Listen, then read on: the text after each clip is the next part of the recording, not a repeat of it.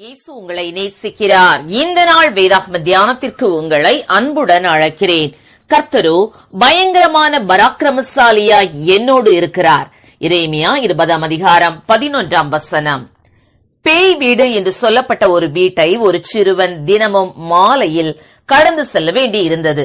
அவன் பயப்பட்டான். அவனது பயத்தை போக்க பலரும் பல யோசனைகளை சொன்னார்கள். ஒருவன் மந்திரித்த தாயத்தை கையில் கட்டிவிட்டான்.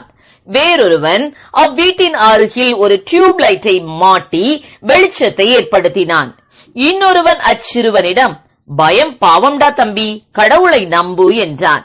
இவ்வாறு அனைவரும் தங்களுக்கு தெரிந்த ஆலோசனைகளை சொன்னார்கள். ஆனால் சிறுவனுக்கு இது பயன்படவில்லை. கடைசியாக ஒருவன் வந்து, பயம் என்றால் என்னவென்று எனக்கு தெரியும், நீ வா, அந்த வீட்டை நீ கடப்பதற்கு உனக்கு துணையாக நான் உன்னுடன் வருகிறேன் என்றான். இதை கேட்டதும் அந்த சிறுவனின் பயம் முற்றிலும் நீங்கியது. ஆம், எனக்கு அருமையானவர்களே, தேவன் யோசுவாவுக்கு இதைத்தான் செய்தார். யோசுவா நாடோடிகள் போன்ற போர் பயிற்சி இல்லாத ஒரு கூட்டத்தினரை அழைத்துக் கொண்டு போர் பயிற்சி பெற்ற வீரர்கள் அடங்கிய சுற்றிலும் உள்ள ராணுவங்களை எதிர்த்து யுத்தத்திற்கு போக வேண்டியதிருந்தது. இது எந்த வீரனையும் நடுங்கச் செய்யும். ஆனால் தேவன் பெரிய காரியங்களை செய்தார். யோசுவாவுக்கு ஒரு போர் திட்டத்தை வழங்கினார். நீ போகும் இடமெல்லாம் நான் உன்னோடு இருப்பேன் என்று தைரியப்படுத்தினார். அவனோடு கூட இருந்து ஜெயம் எடுக்க உதவி செய்தார். நம் வாழ்க்கையிலும் பல்வேறு விதமான பிரச்சனைகளின் வேளைகளில் நமது முழங்கால்கள் தள்ளாடலாம், குரல் தடுமாறலாம். ஆனால் நமது பயத்திற்குரிய பரிகாரத்தை தேவன் நமக்கு தந்திருக்கிறார்.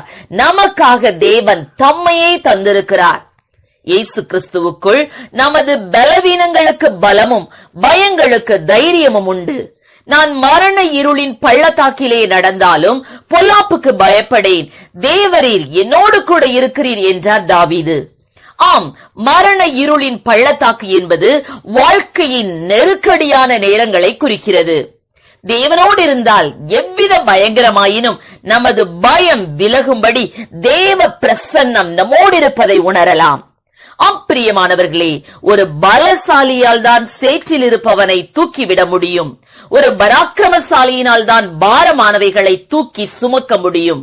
பயங்கர பராக்கிரமசாலியான நம் தேவன் நாம் எப்பேற்பட்ட பயத்தோடு மரண பள்ளத்தாக்கிலே இருந்தாலும் தம் கரத்தை நீட்டி நம்முடைய வாழ்க்கையில் நாம் அமிழ்ந்து போகும்படியான சூழ்நிலைகள் நேரிடும் போது தூரத்தில் இருந்து அல்ல, அருகில் வந்து ஆழத்தில் இருந்தாலும் தூக்கி காப்பவர். அவரை பற்றி பிடித்துக் கொள்வோம். கர்த்தர் தாமே நம்மை ஆசீர்வதிப்பாராக. ஆமேன். ஜெபம். எங்களை அதிகமா நேசித்து வழி நடத்துகிற எங்கள் அன்பின் பரலோக பிதாவே, அப்பா ஸ்தோத்திர ஆண்டவரே, பல்வேறு விதமான பயங்களின் மத்தியிலே கடந்து போய் கொண்டிருக்கிற பிள்ளைகளுக்காக ஜெபிக்கிறோம் ஆண்டவரே. அப்பா, எதிர்காலத்தை குறித்த பயம் ஆண்டவரே, அப்பா சரீரத்தின் சுகங்களை குறித்த பயம் ஆண்டவரே, இப்படியாய் கர்த்தாவே ஸ்தோத்திர பல்வேறு பயத்தோடு இருக்கிற பிள்ளைகளை ஆண்டவரே நீர் பாதுகாப்பீராக ராஜா. நீர் அவர்களோடு கூட இருக்கிறீர் என்பதை கர்த்தாவே அவர்கள் அறிந்து கொள்வார்களாக ராஜா. நான் உன்னோடு கூட இருக்கிறேன் என்று சொல்லி ஆண்டவரே நீர் இன்று அவர்களுக்கு அப்பா ஸ்தோத்திர ஆண்டவரே வாக்கு கொடுக்கிறீரப்பா. அன்று கர்த்தாவே ஆபிரகாம், ஈசாக்கு, யாக்கோபு, யோசேப்பு என்பவர்களோடு இருந்து அவர்களை பாதுகாத்த தேவன் என்னோடும் இருக்கிறார் என்று சொல்லி ஆண்டவரே விசுவாசிக்கக்கூடிய திராணியை அவர்களுக்கு கொடுப்பீராக. ஆசீர்வதியும். இயேசுவின் நாமத்திலே ஜெபிக்கிறோம் நல்ல பிதாவே. ஆமீன்.